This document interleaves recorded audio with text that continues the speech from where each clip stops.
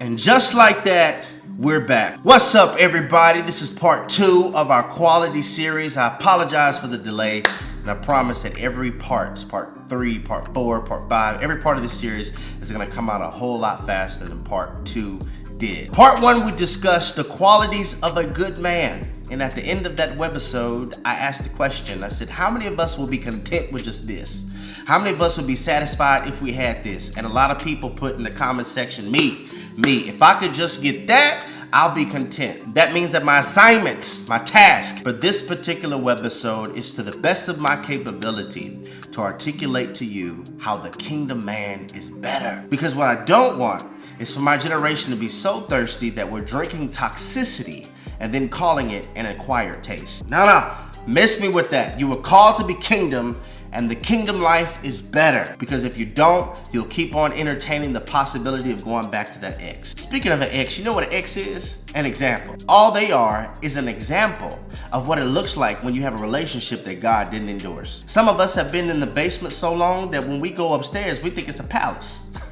And I'm just attempting to articulate to you, you got 2 more flights to go, boo-boo. There are 3 more flights of stairs for you to go up. God has better. And when you don't know who you are and you don't know who he is, even your preference can make you settle, because you'll begin to say, I like men like this, but you're at the basement. I like women like this, but you're at the basement. God has a whole nother caliber of men on a kingdom level. And the reason I think many are settling is because there's a famine of the kingdom man. But we're gonna try to break that. So let's talk. What is the difference between a good man and a kingdom man? Number 1, we said a good man is a natural provider. But a kingdom man is a natural and a spiritual provider. He provides you with vision. He provides you with clarity. He provides you with the destination. He provides you with favor. Please listen, you have to get this. There's a difference between accessories and attachments. Good men have accessories. Kingdom men have attachments. Example, when God was about to flood the whole earth, there was one person that he found favor with. Genesis chapter 6, verse 8. But Noah found favor. Now let's hop down to verse 18. But I will establish my covenant with you, and you will enter the ark, you and your sons and your wife and your son's wife with you. Can I get somebody to say attachments? You gotta project it from your diaphragm. Well, y'all really can't project as y'all watching this. You gotta put in all caps in the comment section, attachments. These people all benefited from this kingdom man's attachment. Because he got favor from the Lord, that was his attachment, he was attached to favor. So everybody who was attached to him benefited from the attachment that he had. That's the beauty of being with a kingdom man. If he's attached to joy, you're gonna get joy. If he's attached to peace, you're gonna get peace. If he's attached to favor, you're gonna get favor, because kingdom men come with attachments. Number 2, we said that good men are present. Here's the difference. Kingdom men are rooted. Kingdom men are rooted. They're rooted and grounded in truth. They're rooted and grounded in God. They're rooted and grounded in love. They're rooted and grounded in patience. They're not perfect. This does not mean that storms won't come and trials won't come and hardships won't come that will cause them to bend, but since they're rooted, they won't break.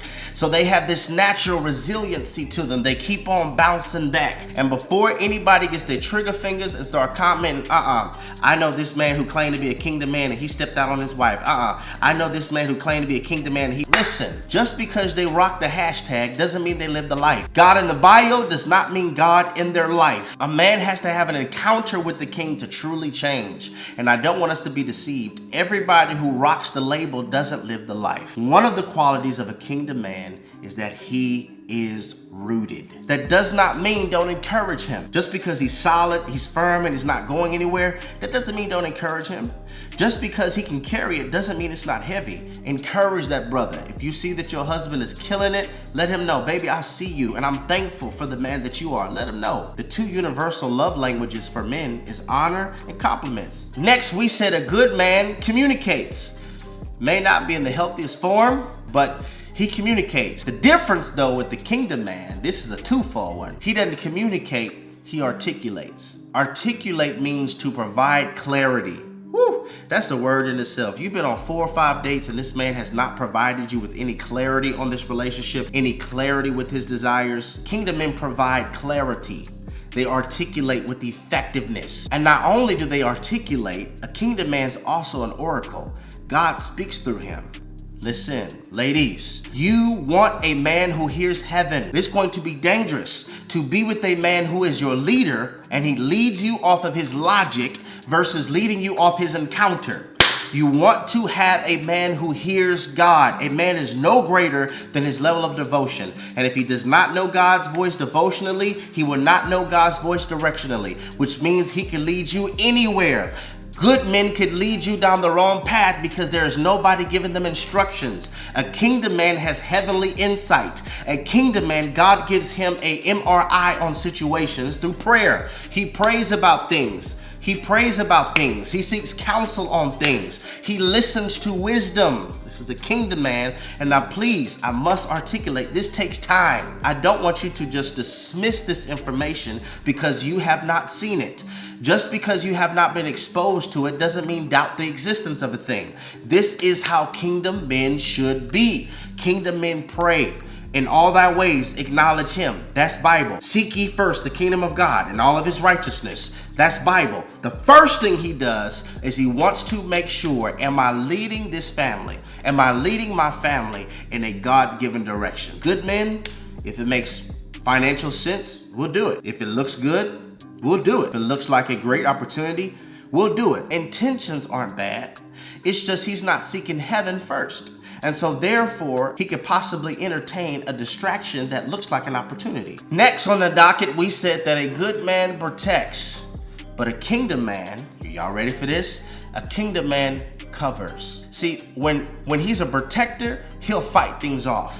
But when he's a cover, some things won't even find you. Embarrassment won't find you because he stepped out and cared about himself. And on top of that, one way he covers her spirit is he doesn't entertain others. The mouth of a strange woman is offensive to the kingdom man because he has a woman to cover. He has a son to cover. He has a daughter to cover. He covers your heart. He covers your emotions. He covers your back. He covers your failures. He covers your sin.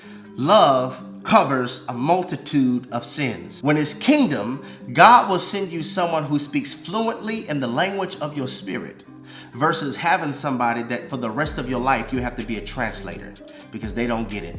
Y'all don't speak the same language. And on top of that, this man knows how to do spiritual warfare.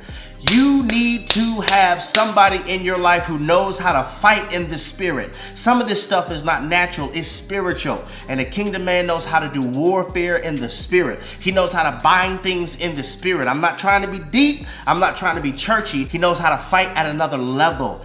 Good men don't. They just know how to fight natural problems, but they don't know how to fight bloodline problems. They don't know how to fight stronghold problems. So I'm just trying to articulate to you that you probably want somebody who knows how to break things in the spirit versus just break things in the natural. And then we said a good man takes natural responsibility, but on the flip side, a kingdom man lays his life down.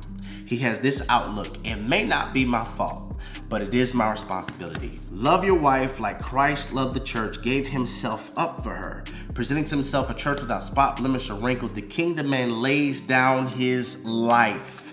He lays down his life and he doesn't blame you for your spots. He doesn't blame you for your wrinkles. He washes you of your spots because he views your healing as his assignment. He views your wholeness as his assignment. Now, I'm not saying that you don't have to be a participant in your becoming process, but I am saying that he expedites the process. Natural men don't do that. They'll blame you. And sometimes you have to remember they weren't sorry when you didn't know. I'm gonna leave that alone. The last two things we stated: a good man is a supporter and a servant. The difference, when he's a kingdom man, he just doesn't support, he endorses. And he doesn't just serve, he serves selflessly. Many times a good man will serve as long as he gets something in return. But a kingdom man serves with no expectation. That does not mean take advantage of him, but he's not looking for something in return because he's not serving you just because he loves you. He's serving you because this is just what kingdom men do. It's more about what God expects from me than it is how you treated me. Part 3, the qualities of a good woman. My wife's gonna kill that one. Is coming next. It's Redefined TV. We're redefining relationships righteously.